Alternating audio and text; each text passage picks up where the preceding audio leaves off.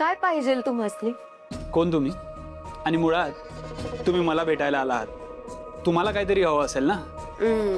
बरोबर आहे, थेट मुद्द्यावरच येतो. मी शिक्षण मंत्र्याच्या पीएची होणारी नवीन असिस्टंट स्वीटी. तुम्ही इथं कशाला आलायत ते जरा स्पष्ट बोलता का?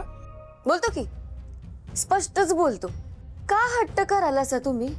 हा अहो, पोरासनी जर खायलाच नसेल हॉस्टेलमध्ये तर मग ते प्रॅक्टिकलला तरी कसे उभे राहतील?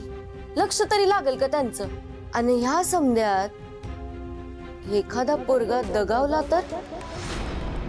बोला की, काय खायला पाहिजे तुम्हासनी?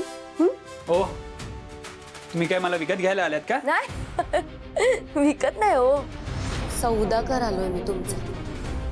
बोला, काय किंमत आहे तुमची?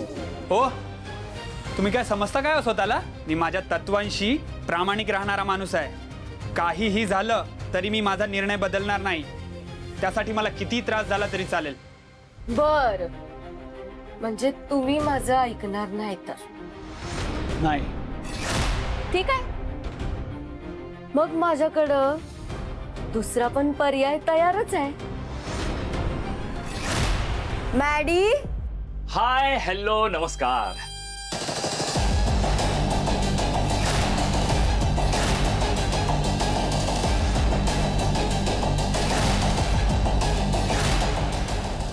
काय दादागिरी आहे ही?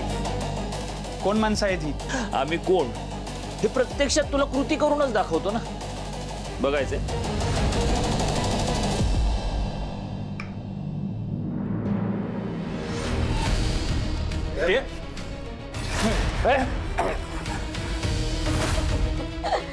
काय मग ठरतंय का आता लीडर साहेब?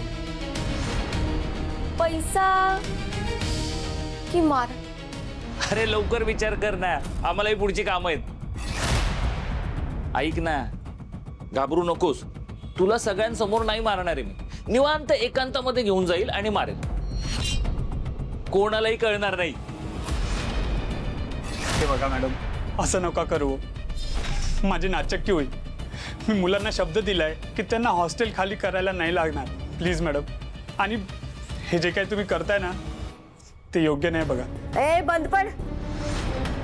काय योग्य काय अयोग्य हे तू शिकवायची गरज नाही आम्हासनी.